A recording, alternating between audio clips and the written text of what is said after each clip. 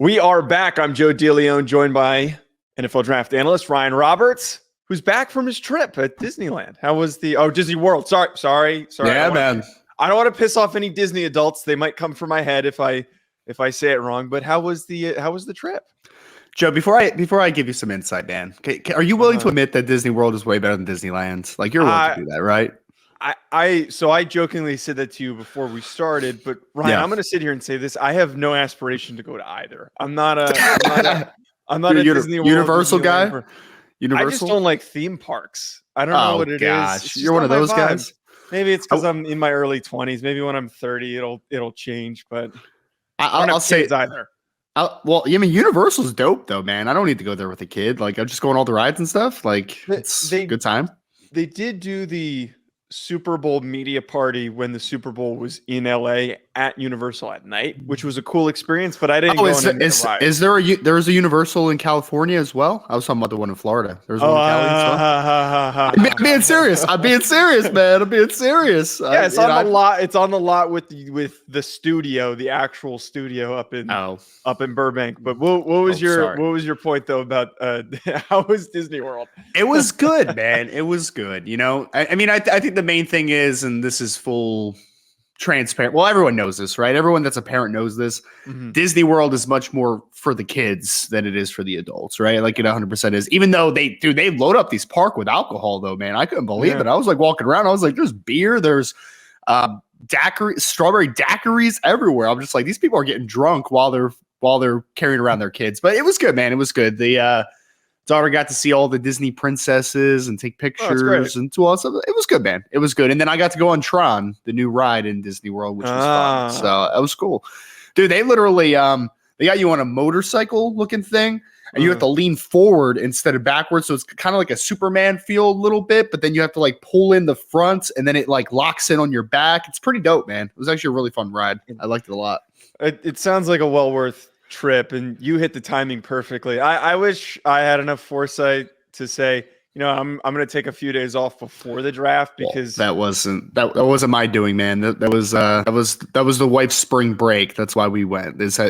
I wish that I could take credit for that foresight, but that was not me in any sense. Your wife is a genius, and whoever put together the academic calendar as well is a genius, because again, I'm running on fumes, but we power through as we're finishing up here with the 2023 NFL draft. Ryan, we've got probably one of the worst position groups to get us back on our feet. The wide receiver class is extremely underwhelming. I keep seeing too many people propping up this receiver group, and it also kind of happens when I do the radio spots that I've done, where people have asked, where they're like, "Oh, can X, Y, and Z receiver be an impactful player?"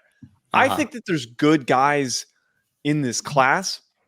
But there is absolutely not a single guy who's an alpha. There is not a single guy who is a number one go-to option wide receiver. There's a lot of secondary and third options. That's what this grouping is, that they're going to play off the strengths of the rest of the group. If you put them on a team that doesn't have anything, I'm worried of what their early impact is going to be in their careers. And we're going to get to it. But I know that you agree with me on that sentiment, that there's just not a lot of juice at the top here. I think there's some depth in the second to mid rounds as far as some secondary pass catchers, to your point. Yes. Like I don't think there's a lot of true number one receivers. There's a lot of really good number twos, dynamic number threes. There's a lot of really good parts of this class. It's just that there's no Jamar Chase, Justin Jefferson, Jerry Jeudy. Like there's none of those guys, right? Like we have a bunch of what ifs, like hopefuls as far as guys developing into number one wide receivers at the next level. But I just don't see it, man. I mean, I'm going to dub this list, Joe, before we start. This is the RIP Kayshon Boutte list, right? Because before the season, that was my low guy where I was like, that could be the guy if he takes a step forward, and he did not. So yeah, that's he pretty much symbolizes this list, man. Some talents, some guys to get excited about, but not a lot of finished products or even close to finished products on this list. Boutte quite literally took a step back, and he is the epitome of this class, where he had all the opportunities in the world to really shine. A new offense, a new quarterback, could have stepped up. And then on top of that, could have shown out at his pro day and at the end of a combine. Didn't do any of that. But I think that the really good point you had here before we get into it is that there were a lot of guys on this list that had so many chances, I feel like, to push themselves up into that mid first round conversation. Right. And I don't think any of them did it. I think there were guys on the back end that established some recognition. Like Jalen Hyatt's a good example of someone who we didn't even really talk about in the preseason. At all. Yeah. We talked about his teammate more, and now he made my top 5, which I will eventually reveal. But there were so many guys that just stayed stagnant. So they all graded as top 50 picks outside of the first round, and some of them probably will go in the end of the first round. Can I say this too, Joe? There's a lot of small receivers in this class, right? Like really small wide receivers. You don't have a lot of long guys, a lot of alpha outside type receivers. I mean, Keyshawn Boutte was a guy that I liked. He's 5'11 and a half, 195 pounds, right? Like we'll talk about Jaxon Smith-Njigba, I'm sure, during this show. Jordan Addison's 171 pounds. Joshua Downs is 171 pounds. Jalen Hyatt, who you just mentioned, was 176 pounds. Raheem Jarrett's sub 6 foot. Parker Washington's a 5'10 wide receiver. Nathaniel Dell, who people have tried to prop up a ton during this process, 165 pounds. Like just not a lot of size in this class, but a lot of really nice, I don't want to call them gadget receivers because they're not gadgets, right? Like there are a couple guys that I think could be gadgety type players, but there's a lot of secondary pass catchers that are good space players. Like that's kind of how I would compartmentalize this class, is that there's a lot of guys that I would like to get in space and take advantage in a certain amount of touches, but I just don't think there's a lot of high volume players at next level. So my number 5 guy to kick us off here, Ryan. Yeah. This isn't a super high grade I have on him, but Jalen Hyatt is my number 5 receiver. The thing I like about Jalen Hyatt is he serves a purpose. He's a fantastic deep threat. He is somebody who has the long speed. I thought he was going to test better than he did. Still has a pretty good 40 time. Still tested well, man. Still tested well. You know? I know, but you watch him on film and you're thinking like, this guy might be a 4.2 kid, but he's still. I thought it was going to be high 4.2. But he did have like a 40+ inch vert, like 11-foot broad. Like the numbers overall were still really, really good. But yeah, he is very explosive. I love the long speed that he has, and he's one of those guys that if there's like a little bit of a gap in between coverage, especially against zone, he attacks it. He speeds up, he blows through that gap, and then he creates separation very, very easily. That's what makes him super dangerous. And I think in any offense that is looking for that type of receiver to run deep routes and to be that vertical threat to stretch a defense and to keep them honest, he's perfect for that. I think his change of direction skills are fine. I don't think that he is somebody who is, compared to some other players that we're going to talk about, cuts on a dime. He does well, and it's kind of hard for him because he's a much faster player. And I also thought his hands were fine as well. Nothing tremendous. The one major concern that I have with him being 176 pounds is the play strength isn't there. It's just not. There's a lot of times where you see him very easily impacted by contact, which is why I can't fully buy into him being a top 3 guy in this class, but still a fantastic player and somebody that I'm willing to take on day 2 to be a massive boost to receiver room. Before we continue on with this video, I just want to tell you folks about an exciting new partnership that we have with this channel with Underdog Fantasy. Ever since I joined, I've been having so much fun. There are so many different exciting games that make watching games during the offseason more exciting. I'm not the biggest basketball fan, but it has made it way more entertaining since I found Underdog Fantasy. And my favorite game to play so far, which I think you should try out, is Pick'em. It is so easy to play. Just pick higher or lower on your favorite player's stats, and you can win up to 20 times your money in a single night. Underdog keeps it simple with their easy-to-use website and mobile apps. Pick between 2 and 5 players to fill out your Pick'em slip, get every pick right, and take home some cold hard cash. Use code HACK, H-A-C-K, HACK, like the name of this channel. Use code HACK to get your first deposit doubled up to $100 by Underdog. Go sign up. You won't regret it. You're going to have a blast. Check out Underdog Fantasy. I also want to tell you folks about our other recurring sponsor that we have on this channel, that being BetOnline, betonline.ag, which is all the updated odds, news, and anything for sports betting. It's my go-to source for when I want to be betting specifically on games. I love betting on college basketball or the NBA, especially, again, during the offseason. Always looking for more fun ways to be focused in on some of these other sports. It's betonline.ag and use promo code BELIEVE50. It's promo code BELIEVE50 to get 50% welcome bonus on your first deposit. BetOnline, where the game starts. I think this kid is a pure vertically oriented player, right? Like he reminds me a lot of Will Fuller, which is not a bad thing, right? Like Will Fuller found a role in the NFL, and when he was healthy, he was a very productive football player. It's just the injuries kind of caught up to Will Fuller in his career, right? But Jalen Hyatt has a trick that not a lot of people have in this class, and that is that straight line speed. I mean, the kid can uncover deep against just about anybody. And he can also create some stuff after the catch because he can break angles as a player in the open field. So the speed and explosiveness combination, love it, right? And that's a trick that you can rest your hat on and say that's very valuable at the next level.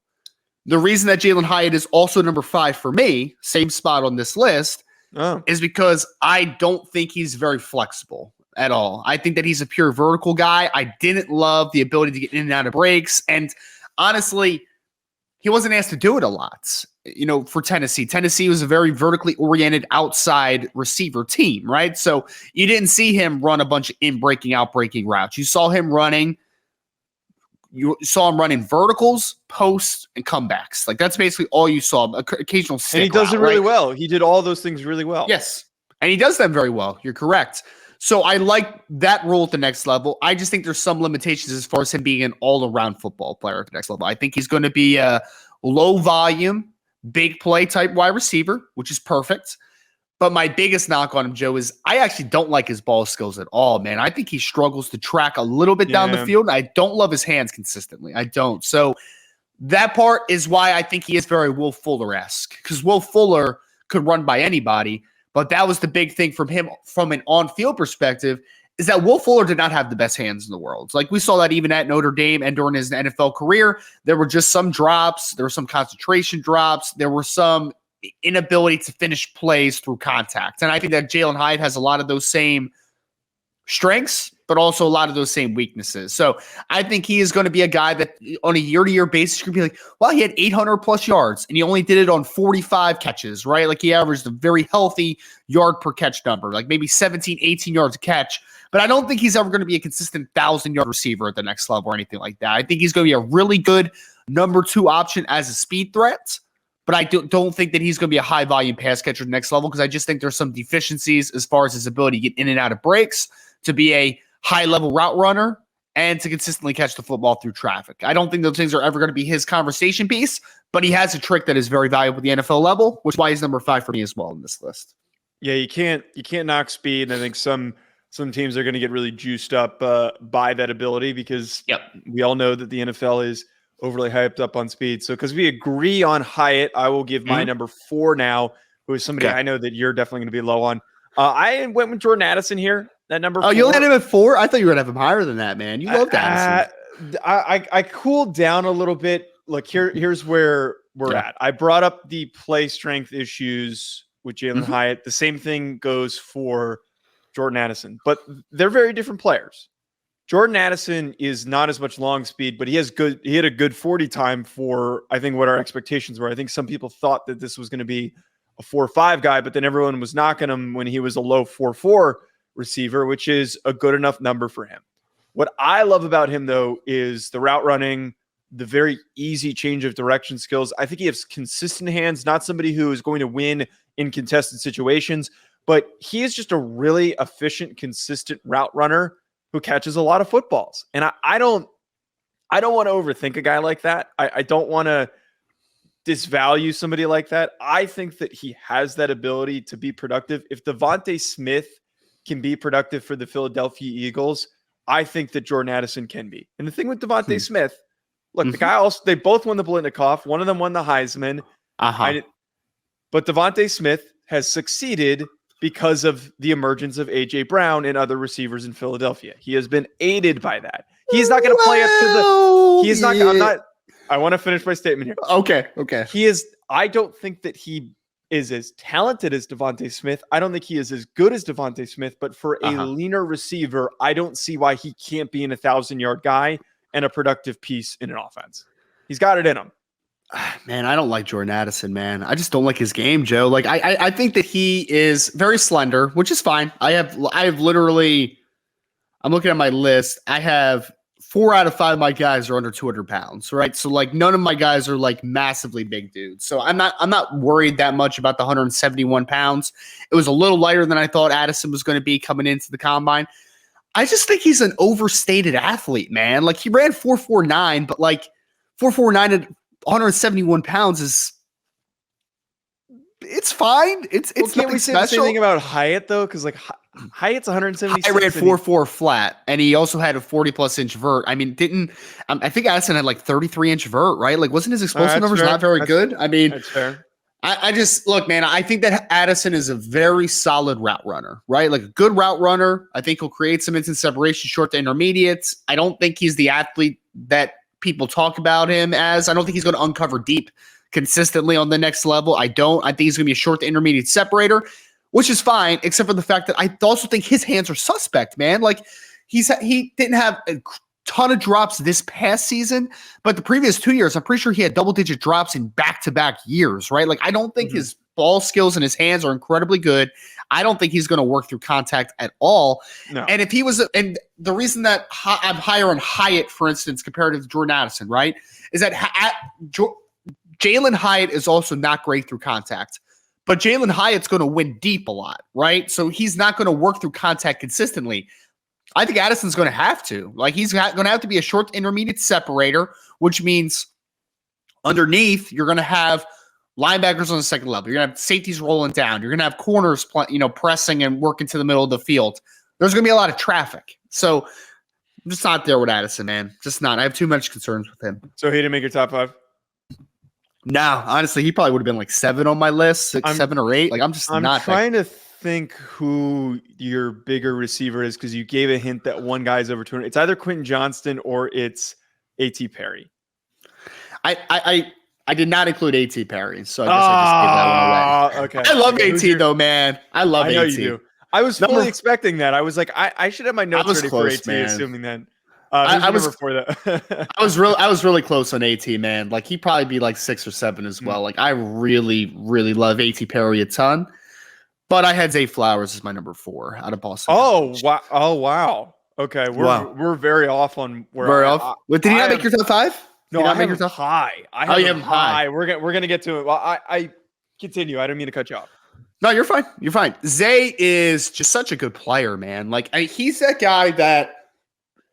He's 100 and let me get the exact weight that he measured in. I think it was at 182. Yeah, he's 5'9" and 2A, so 5'9" and a quarter, 182 pounds, sub 30-inch arms, very short arms, man. Has a short wingspan, really good athlete though. I think he uncovers deep. I think he can uncover short to intermediate. I think he's a yak guy. I think he can do all those stuff really well. And I think that he's underrated in the air. Like, I don't think he's going to consistently win in the air all the time. And I think that you look at his wingspan and his body type and say, like, it's probably just not going to be a guy that's going to be able to do that stuff consistently, but he's competitive at least, right? Mm-hmm. I think there's some limitations to him as a route runner as far as the nuance is concerned. I think he has the flexibility to do it, but I don't think he's done it consistently up until this point at Boston College. He's a guy that understands kill space, right? I need to attack space and I create big plays. I can do that stuff consistently all day. There's no doubt about that. But he does lack nuance as far as clean route breaks all the time. The attention to detail. But he's a dynamic player, man, who can really kill space. I like Zay a lot. He's not a guy that I think I would take in the first rounds, but I would be close on it, right? Like this is a second round pick, in my opinion. A secondary pass catcher, a guy that in a Kyle Shanahan-esque offense where I'm really trying to evaluate and create and manufacture space a ton, I'm there with Zay. Give him some jets, give him some screens, let him work short intermediates, get the ball in his hands quick, and then he can uncover deep a little bit. Nuance, I think, needs to improve. I don't think he's there from a technical perspective, but I really love the ability that he has to create big plays, man. I'm a big fan of Zay. I really am. I'm a bigger fan of Zay apparently because dude, I'll reveal where he is later on, but I was in love with what Zay Flower does, dude. I think that we didn't really get fully exposed to his capability because I'm going to be totally blunt here. I know that I say a lot of aggressive statements sometimes when I'm talking about some players and how bad they were. Phil Dracovic stunk last year, man. Phil Dracovic did, and he was hurt. He was hurt. He was hurt most of the year too. I know that that's hard to work through, but like he did not do any of his receivers any favors. And I know that it was hard with the offensive line, but like it was so difficult to get Zay Flowers the football sometimes that they had to almost reorient the offense to manufacture him touches. But dude, his ability to change direction without losing speed is silly. I think that it's elite. I think it's the best in the class. I was just in awe of watching him run an arrow route where he just plants, pops, go wide open. He also then uses his feet so well after the catch to create extra yards. I think that in an offense more than anybody, you plug him in as a starting slot receiver and he's going to be problematic. I think he has every capability in the world to be a consistent go-to threat in an offense as a slot receiver. He's got all of it. I think that, again, the only concern that you kind of talked about some of the nuance, and then he's just a smaller receiver. So it's like, what can he do to work outside of that size? I will say his hands are very, very good. I've seen an ability for him to go up and get the football despite only being 5'9". He doesn't have really significant limitations because of him being smaller for him to locate the football in the air and go grab it. And he had to do it a lot because Dracovic was off target a lot with some of his throws. So I'm a huge Zay Flower fan. I'm just going to make that statement now before we get just say where you have him, man. He's my number one guy. He's my number one receiver. He's not. He's your number one. I really like like Zay Flowers, dude. What do you? Wow. Why is there an outrageous thing to have him that high? Man, that's high for what he is, in my opinion, man. Just the style that he plays. I don't know. It's just a little high. I think it's a little high. We don't have anyone that plays the normal style. I don't have him. He's a top 50 grade. I don't have. So I have a guy that's similar to him, Joe. That's a little higher on the list, but a similar football player to him. Okay. So I think we'll have a good conversation here moving forward. I think we'll have a good conversation. Who's your number 3? Let's hear your number 3. Quentin Johnston, number 3 out of TCU. Look, man, I'm very lukewarm on Quentin Johnston, man. I am. There's so many parts of Quentin Johnston that I look at and say, I can buy into that, man. I really can. And I thought you could too, because I think that you were very high on him at some point, right? Like I was always very hesitant on Quentin Johnston. In the summer. 6'2" and 6'8", so 6'2" and 3/4, 208 pounds. 33 and 5/8 inch arms and an 81 and 5/8 inch wingspan, man. He's a long dude, super long. Ran pretty well. I think he ran 4.52, 4.53, which is fine for his size. He's a massive kid, though. He had a really nice vert. I think you had over 40-inch vert, 11-foot broad jump. Ran 4.52, 4.53 in the 40, which is just fine at his size. Like, I didn't expect him to be a guy that was going to burn the trail. Like, I didn't expect him to be a 4.4 flat guy like some people were talking about. I think he's got good, sufficient speed. After the catch, like a lot of what I see at Quentin Johnston, man, he can make some guys miss in the open field, and he's explosive for his size. That stuff's cool. Breaks some tackles. I mean, if you watch the Kansas game from last year, I mean, he was breaking tackles left and right. He was creating plays after the catch. And I think he's a pretty good route runner for his size, man. I think we underrate that a little bit. He does the little stuff really well, like the little wide receiver stuff. He gets in and out of his breaks. He's a good yak guy. I like his ability to separate as a route runner. It's actually pretty interesting. Where I hate his game, and hate is a very strong word, and I'm using it here, does not attack the football in the air at all. So that almost 34-inch wingspan, or arm length, and an 81-inch wingspan doesn't matter. Doesn't matter because he doesn't use it, right? He doesn't use it. He doesn't have bad hands. He just doesn't attack the football well, which is just odd and weird.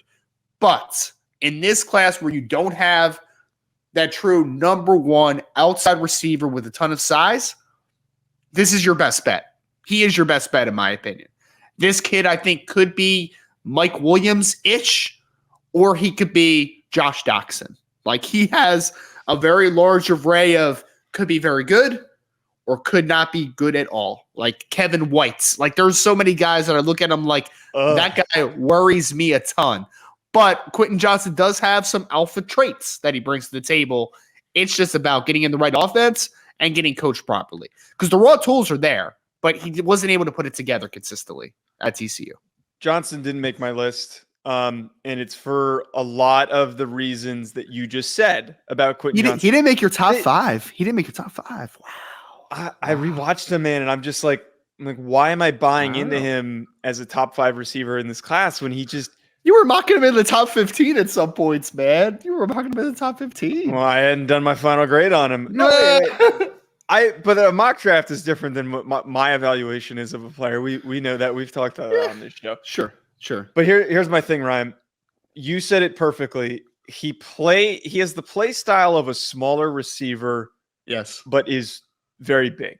And I can't buy in on a guy that has all this length, all this explosiveness, and he doesn't really use it. I don't really get him using it. And is what I'm bringing him to do is to just be a deep vertical threat, but he's not a 4-3 guy. He's a 4-5 guy.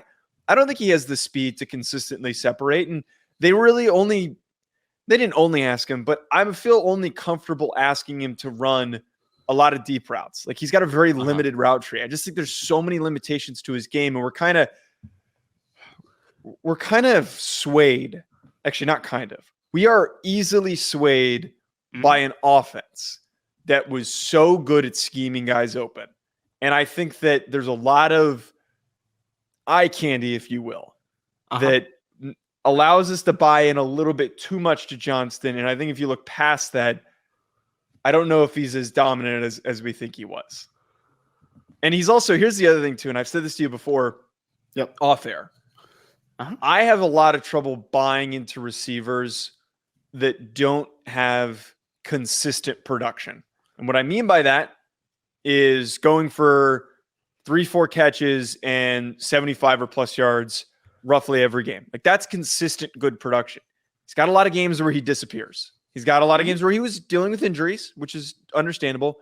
Sure. But to go from a 200-yard game to like a 20-yard game, I don't know if he had a 20-yard game off the top of my head, but non-existent against Georgia. Had a lot of games where he didn't really show up. It's hard for me to buy into a guy who doesn't perform consistently. I do think there's some context to that, though, because I think that his quarterback play was not very good around him, to be honest. Like, Max Duggan was pretty bad, man. He was a pretty bad quarterback. I know he was. Kovic wasn't much better. Yeah, you were just talking about why Zay Flowers didn't have consistent production all the time. I mean, that's the same conversation point. But I wasn't talking so much about his kids.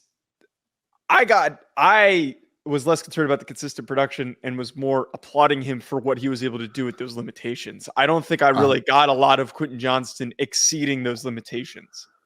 I understand what you're saying. I will say that just a little bit more of the context, though, is that Quentin Johnston is still only 21 years old. He still is 6'3", 210 pounds with a crazy wingspan. There are a lot of tools to work with. I agree. He is not ready to be that guy at the next level. Like, there's no debate there, right? Like, we're not going to sit here and you're going to be like, oh, he can't, play from day one. And I'm going to sit back and be like, no, he can, man. Like, I'm going to argue this. Like, he can be an instant producer next level. Not my conversation piece of Quentin Johnston. It's not. I think he's going to have a very specific role early on in his career. But if he hits, I still think he's a very talented player. But we're in a midst of a wide receiver class where there's a lot more questions than answers right now, man. Like, there's a lot more questions. I guess my conversation piece is that, like, Jalen Hyatt, for instance, right? If Jalen Hyatt hits his upside and hits his ceiling, he's a 50-catch, 900-yard receiver, in my opinion. If Quentin Johnston hits his ceiling, he's a 70-plus catch, 1,000-yard receiver at the next level. Like, I don't think there's any debate on that.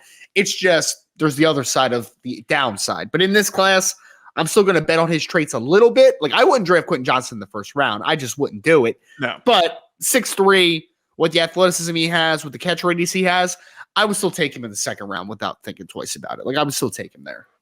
Ryan, my number 3, Josh Downs from North Carolina. I think he is, in a way, Zay Flowers light. I don't think he's as elite in change of direction ability, but still a really good route runner. Great feet. He's somebody who's very shifty and hard to keep up with. I like the long speed, not as explosive as Zay Flowers, but good long speed. The other thing that's a little deceptive with Josh Downs is, despite being this tiny receiver, he can go up and get the football. He could win in some contested spots, which I thought was really deceiving. And it seems like you've got a pretty high grade on Josh Downs because you haven't brought him up yet. So where do you have him? He's my number 2 wide receiver, and I struggled with putting him at 1, to be honest. Dude, Joshua Downs is a dog, brother. Like, he's a dog. Yeah. I think for me, and he's another one of these small receivers. Like, he was even shorter than I hoped he would come in at. I mean, where was he? Come on, Downs. Where are you?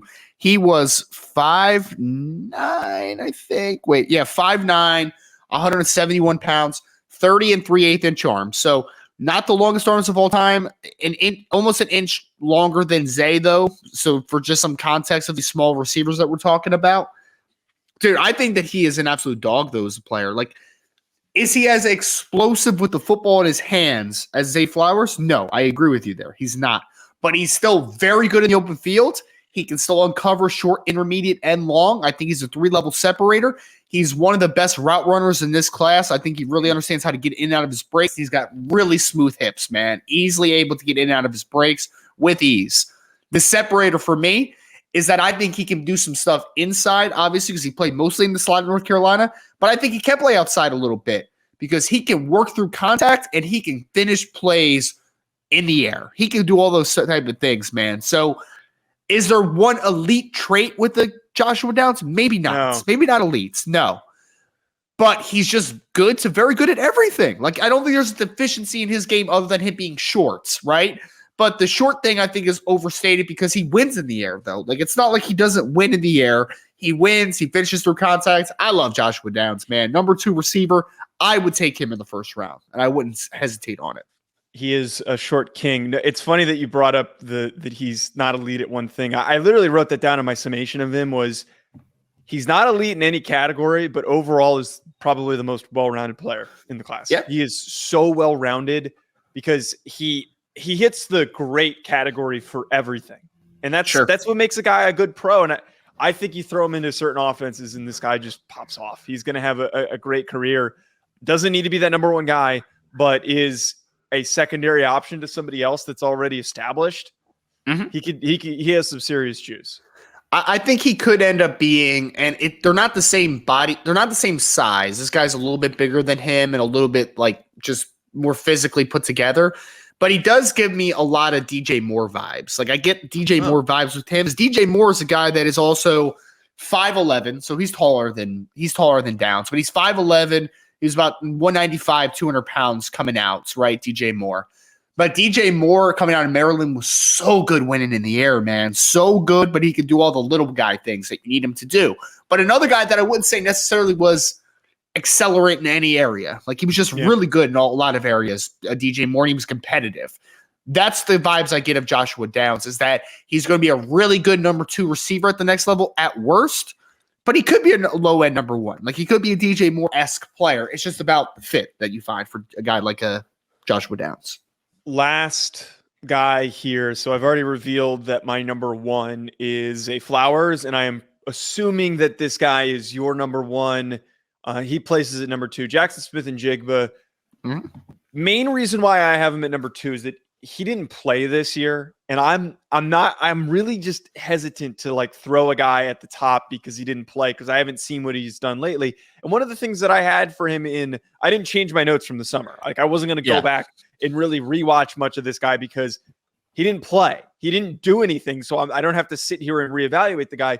And there were things that I wanted to see improvement on, especially the one fact of I felt, outside of the fact he's probably the best route runner in the class, fantastic route runner, great feet, changes direction really easily, great, fantastic hands, is going to be an elite slot receiver at the next level.